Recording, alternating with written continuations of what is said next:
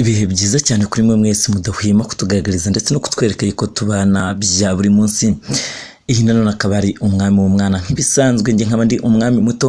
Reka mbabwire ngo umubyinnyi Titi Brown cyangwa se Ishimwe Thierry wamamaye nka Titi Brown nyuma y'imyaka 2 afunzwe muri gereza y'Amageragere akurikiranweho icyaha cyo gusambanya umwana utaruzuza imyaka.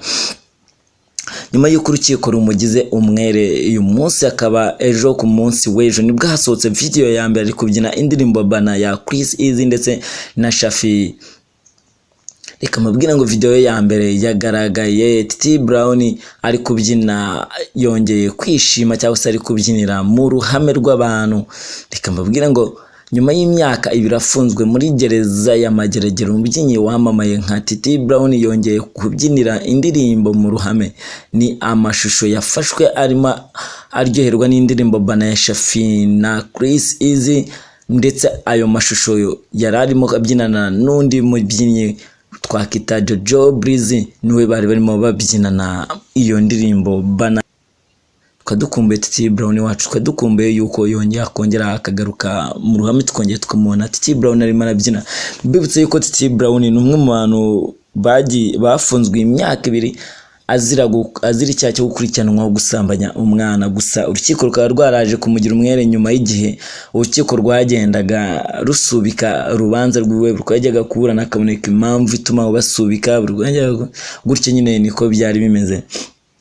Titi Brown rero finali byaje kurangira ari umwere, ubwo byaje kurangira urukiko rwanzuye yuko ikintu kijyanye n'indishyi y'akababaro ngo nta shingiro gifite, birangira iyo ndishyi y'akababaro. Nyuma yaho Titi Brown yaje gupostinga avuga ati ngiyewe mfite ikintu kimeze nk'ihungabana, nyeneye ko mumba hafi, nyeneye ko mumfasha muri ubu buzima. Urumva imyaka 2 narimbayemo ntago ari ibintu byari byoroshye. Ikindi kandi ninjye muntu wafashaga umuryango wanjye, nifuzaga yuko mwamba hafi mukongera mukamfasha no kongera kureba ko nagaruka muri societe nk'umuntu uvuye Amageragere ndi hasi, kuko nararaburije cyane. Ubu ngubu ndahangaha nta kintu na kimwe magaze, nta kintu na kimwe mfite.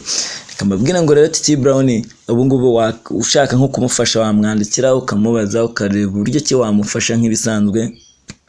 Titi Brown nyuma yaho ngaho haru umwe mu bakunzi be ku rukuta rwa X waje kumwandikira cyangwa se waje gutanga igitekerezo kuri Titi Brown, avuga ati Titi, kitangaza amakuru uri gushakaho amakuru, uri gushaka ama views ari benshi, nta kuntu wakora YouTube channel yawe ukaduhereza urugendo rw'imyaka 2 udusangiza amakuru amwe ku yandi, ko byagufasha natwe tukaba duhari tukagusapotinga ukajya ubona amafaranga yawe bitagusabye kongera nyine ko gutangira azira. Ariko yego aho ngaho tukaba duhari tukaba twagufasha, ariko noneho ari ibintu byawe urimo wikorera.